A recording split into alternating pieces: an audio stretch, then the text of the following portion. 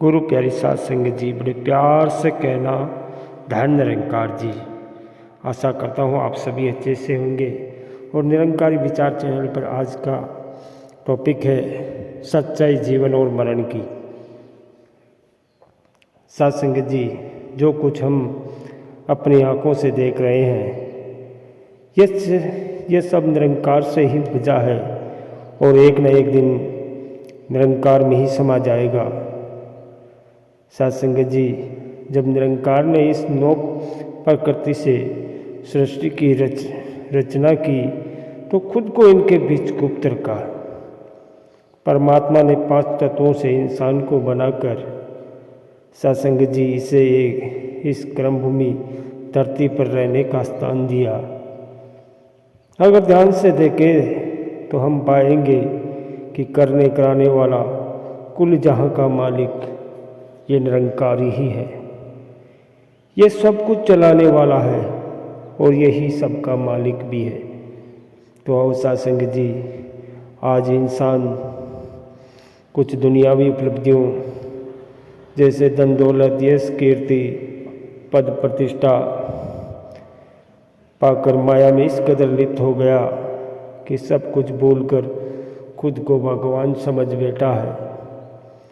इस बात को तो बिल्कुल भूल बैठा है कि एक दिन ये सब मिट जाएगा और इसे यही छोड़कर जाना होगा। साध संगत जी, निरंकार की अदालत में जब कर्मों का हिसाब होगा तो किसी काबिल से काबिल वकील की कोई दलील नहीं चलेगी। बस निरंकार के द्वारा ही सब फैसले होंगे। साध संगत जी, मानव और पशु में बस एक ही फर्क है कि इंसान को मालिक ने चेतना बख्शी है ताकि इंसान अपनी चेतना शक्ति से दुनिया में आने के अपने मकसद को पूरा कर सके। पर साध संगत जी, इंसान माया के नशे में ऐसा डूब गया कि इसने इस माया को ही जीवन का असली मकसद समझ लिया। जगत में जीवन और मरण एक अटल सच्चाई है। यहाँ जो भी पैदा हुआ है उसे मरना ही होगा, परंतु साध संगत जी, जो सदा स्थिर रहेगा वो तो बस निरंकार ही है। निरंकार जन्म मृत्यु से परे है, अजन्मा है। साध संगत जी, गुरुमत भी यही सिखाती हैं कि पूर्ण सतगुरु की शरण में जाकर इस ब्रह्म ज्ञान की प्राप्ति करनी है और जीवन भर सतगुरु के आदेश उपदेश का पालन करना है। जो इंसान अपने जीवन में प्यार, नम्रता, सहनशीलता, दया, करुणा और शुक्राने जैसे भाव जैसे दिव्य गुणों को अपनाता है उसे संत का दर्जा मिलता है। दूसरी ओर साध संगत जी, अगर वह मनमत में रह गया तो 84 के चक्कर से कभी बाहर नहीं निकल पाता है।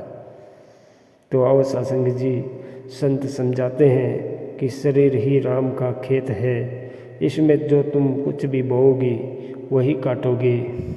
मानव को आगाह करते हुए बाबा फरीद जी भी कहते हैं कि उठ फरीदा जाग सुतिया, तेरी डाढ़ी आया भूर, कि अग्गा नेड़े आ गया पीछे रह गया दूर। मियाँ मोहम्मद बख्श जी सचेत करते हुए कहते हैं कि जीवन जुटन गाँव तो मौत खड़ी सर उत्ते, कि लाख करोड़ों ते ही सोने मौत अंदर सूते। जब कोई इंसान अपनी देह त्यागता है या जब उसको जलाया या दफनाया जाता है तो कह दिया जाता है कि यह इंसान मर गया है। पर साध संगत जी, सच तो यह है कि अगर इंसान इस शरीर को पाकर भी रमेश राम के दर्शन नहीं कर पाया तो साध संगत जी, ऐसा इंसान तो कभी जीवित था ही नहीं, वो पहले ही मृत था, बस अपनी श्वासों को व्यर्थ गवा रहा था। संत कबीरदास जी ने कहा है, कबीर जिसु मरने ते जुगु डरे, मेरे मनि आनंदो, मरने ही ते पाइए पूर्ण परमानंदो। कि दुनिया जिस मौत से डरती है वो मौत मेरे मन को आनंद से भर देती है। केवल मृत्यु से ही पूर्ण सर्वोच्च आनंद प्राप्त होता है। साध संगत जी, मरना अटल सच्चाई है और संसार का यही नियम है। अमीर गरीब राजा फकीर सब ने एक न एक दिन जाना है, मरना है। सदा रहना है तो बस इस निरंकार में रहना है। यदि कोई सचमुच मरना जानता है तो वह मृत्यु को बुरा नहीं कहता है। सत्संग जी वह यही कहता है कि जीते जी अपने सर्वशक्तिमान प्रभु की सेवा करनी है। इससे परलोक से में हमारा मार्ग आसान हो जाएगा। सतगुरु ज्ञान की ज्योति है और अपने संतों का संग देकर इसे आसान बना देता है, संतों को बंधन मुक्त कर देता है, इस जीवन का सफ़र को सुहाना कर देता है। सत्संग जी सच्चे संत की अहमियत को बताते हुए वाणी में फरमाया है कि दाती प्यारी विसरिया दातार कि जाने नहीं मरणु विचार, कि इंसान सच्ची चीज़ निरंकार को छोड़कर दुनिया को झूठ अहंकार में डूबा रहता है, ना शुक्रा कर बना घूमता है। ऐसे इंसान को मरा न कहे तो क्या कहे सत्संग जी।